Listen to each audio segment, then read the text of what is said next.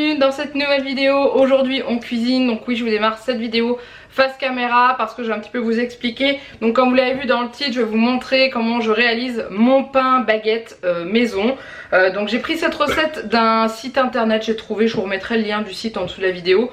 J'ai adapté les quantités par rapport à la taille de mes moules. Vous savez, de mes moules à baguette, mes gouttières baguettes que je vous montrerai après, parce qu'autrement ça me faisait des trop gros pains qui avaient du mal à cuire. Donc là la recette que je vais vous montrer, je la réalise avec un robot de cuisine qui s'appelle le Camix de Kenwood. C'est un peu comme le KitchenAid. Le KitchenAid ça parle à beaucoup plus de monde. Avant je faisais avec la machine à pain, sauf que ma machine à pain était en train de rendre l'âme, c'est à dire que à chaque fois qu'elle pétrissait, elle faisait un bruit horrible, j'avais beau mettre de la graisse et tout, c'était pas la peine. Donc du coup je me suis dit que j'allais faire ça avec ce robot là et que j'allais pas racheter de machine à pain parce que ça servait à rien.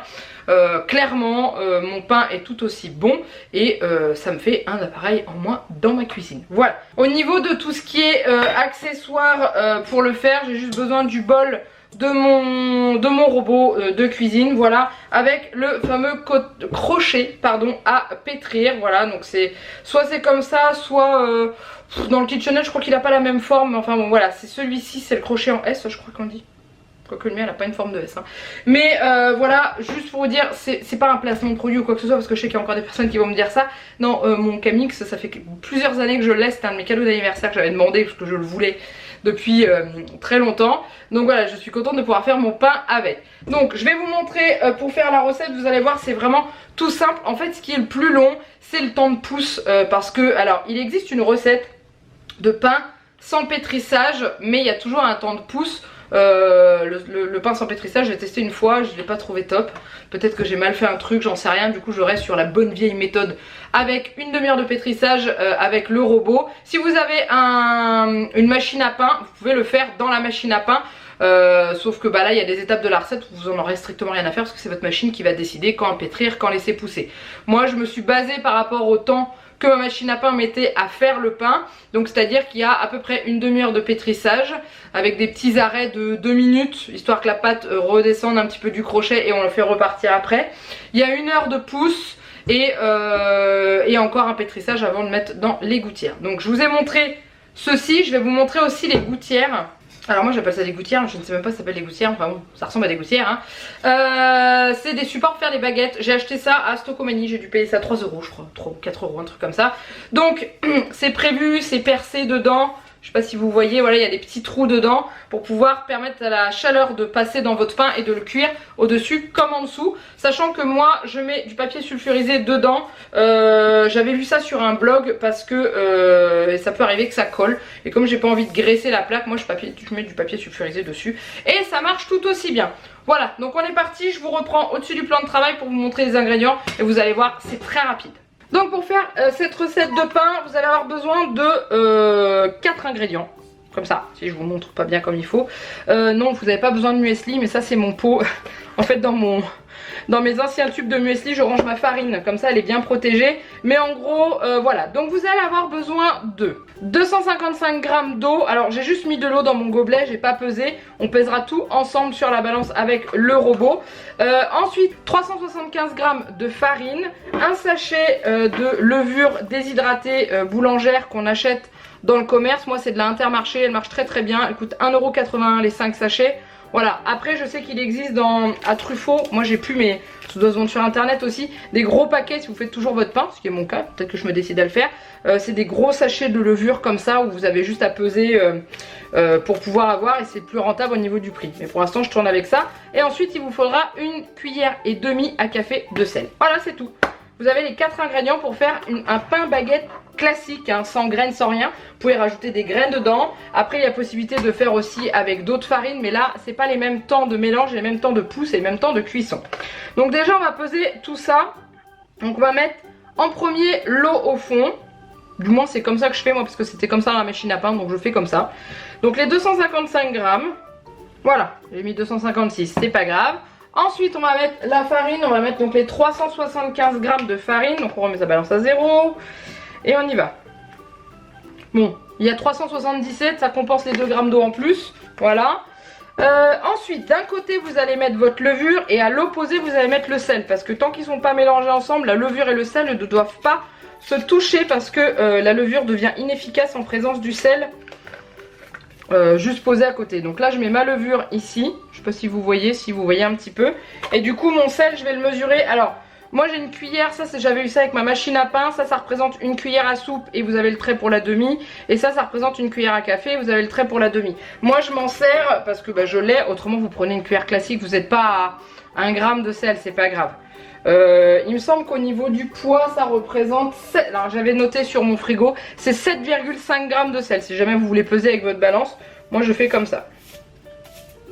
Et là une entière, donc une cuillère et demie ou 7,5 grammes de sel. Et voilà, c'est terminé. Maintenant il n'y a plus qu'à mettre dans dans le robot ou dans la machine à pain.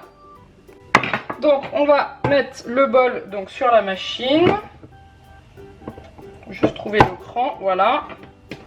On fixe le crochet. Moi je laisse le couvercle parce que du coup quand ça va se mélanger ça va créer de la chaleur avec l'action de la levure. Et du coup quand vous allez devoir laisser pousser ça va monter mieux. Après là le moment où je vous tourne on est dans la canicule donc il fait très chaud chez moi donc j'aurai pas de problème de pousse de pâte. Mais en gros voilà, donc je ferme. Bon, ça s'ouvre là si jamais vous voulez contrôler. Et ensuite on met en route, je mets à puissance 2, pas plus.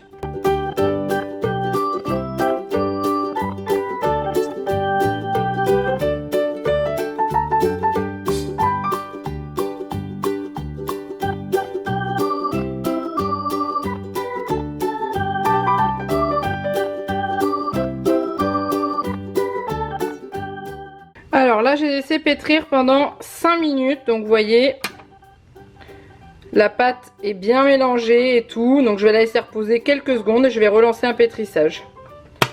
Et en fait ce que je vais faire c'est que je vais la laisser donc là repétrir à nouveau pendant 5 minutes, l'arrêter quelques secondes et après la laisser pétrir pour que ça fasse une demi-heure au total. Et au bout de 30 minutes j'arrêterai et je vous retrouverai juste après. Voilà. Donc là je viens de l'arrêter à nouveau une deuxième fois et après je vais le remettre en route. Donc j'ai pétri 5 minutes, j'ai arrêté une dizaine, vingtaine de secondes. J'ai repétri 5 minutes, j'ai arrêté à nouveau quelques secondes, peut-être aller 1 ou 2 minutes maximum. Et là je vais relancer le pétrissage et pendant les 20 dernières minutes qui restent, comme ça aura fait 30 minutes de pétrissage. Et ensuite on laissera reposer pendant 1 heure. Allez, c'est parti!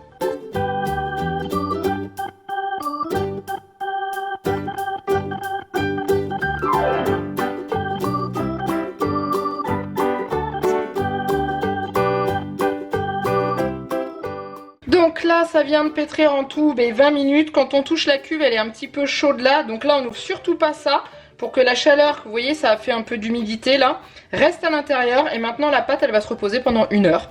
Et dans 1 heure on se retrouve. On va la repétrir 2 minutes dans la cuve. Et ensuite on aura juste à la mettre dans les porte-baguettes là, ou les gouttières à baguettes comme vous voulez. Et puis je vous expliquerai juste après. Donc rendez-vous dans 1 heure. Voilà, on se retrouve 1 heure plus tard et donc comme vous pouvez le voir dans le bac, la pâte a bien monté. Voilà, donc ce que je vais faire c'est que je vais refaire tourner le robot juste le temps de dégazer un petit peu la pâte comme on dit. Donc voilà, hop.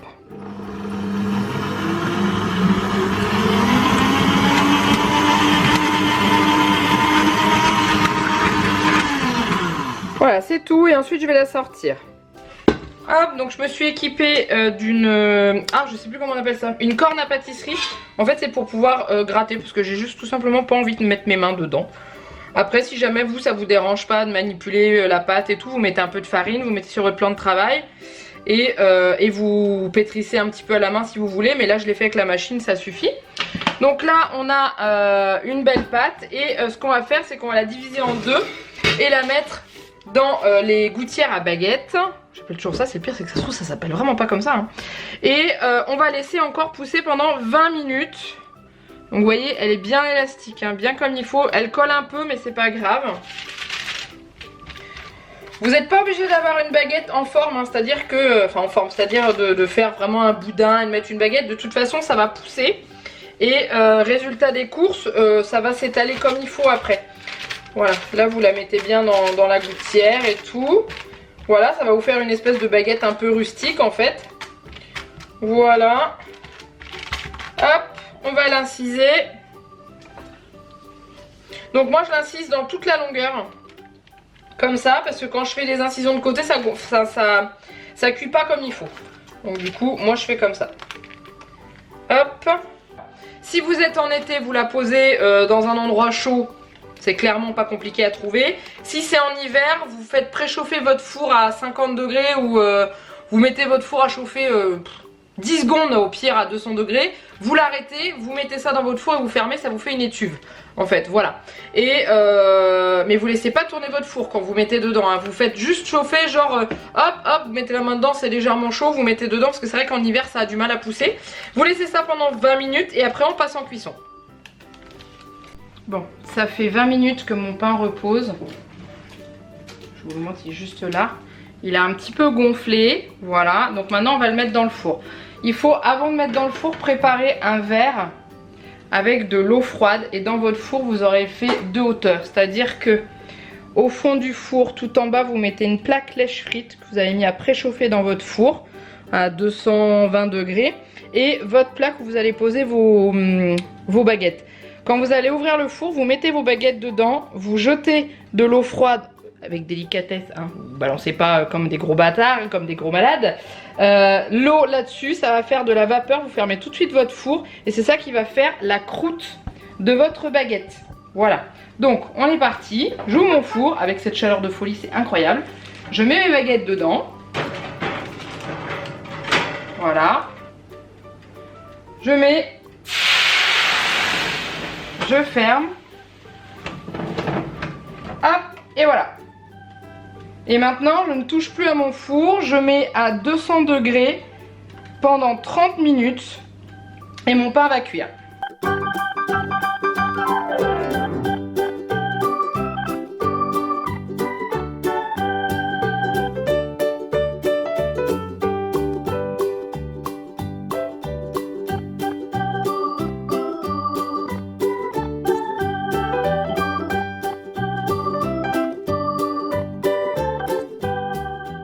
Et voilà ce que ça donne après 30 minutes de cuisson à 200 degrés sur la fin.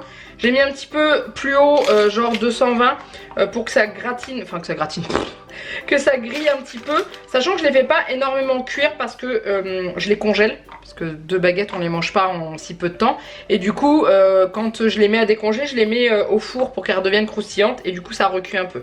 Donc voilà ce que ça donne. Hop. Et je vais vous faire écouter ce doux son. Écoutez-moi ça. C'est pas la classe? Bref, voilà, c'est bien cuit. Je vais les laisser refroidir. On va en garder une partie pour ce soir. Et puis voilà. Ce que je vais faire, c'est quand elles seront refroidies, je vais couper en deux. Je vous montrerai à l'intérieur que vous puissiez voir la mie. Voilà. Alors, j'ai coupé un petit bout de pain. En plus, Juliette vient de rentrer de l'école et elle a dit qu'elle voulait un bout de pain. Donc du coup, je vais couper un petit peu tout ça. Vous puissiez voir un peu ce que ça donne à l'intérieur. Voilà. Sachant qu'en dessous il n'est pas trop cuit, mais comme je vais le repasser au four après, c'est pas grave. Donc vous pouvez le laisser un petit peu plus longtemps pour qu'il cuise un peu plus en dessous. Mais voilà ce que ça donne. On a une bonne mie. Elle est compacte, mais elle est... c'est bonheur, regardez comme c'est tout mou. Voilà. Et voilà, cette vidéo est maintenant terminée. J'espère que ça vous a plu. N'hésitez pas à la liker et à la commenter s'il y a des endroits, parce que je sais que des fois ça arrive quand je vous présente des trucs, je fasse des petites erreurs, des trucs comme ça. N'hésitez pas à me le dire en dessous de la vidéo tout en restant politiquement correct et non en m'agressant, parce que c'est déjà arrivé. Mais voilà, n'hésitez pas. Mais en tout cas là, au moment où je vous parle, Juliette est au goûter juste à côté en train de manger un bout de pain et elle se régale et j'ai fait la même chose qu'elle. Du coup le pain il a déjà pris un coup. Et puis voilà, n'hésitez pas à vous abonner à la chaîne si ce n'est pas encore fait. Et puis bah voilà, en attendant il ne reste plus qu'à vous faire plein de gros bisous. Et je vous dis à très bientôt pour une nouvelle vidéo. Bye bye.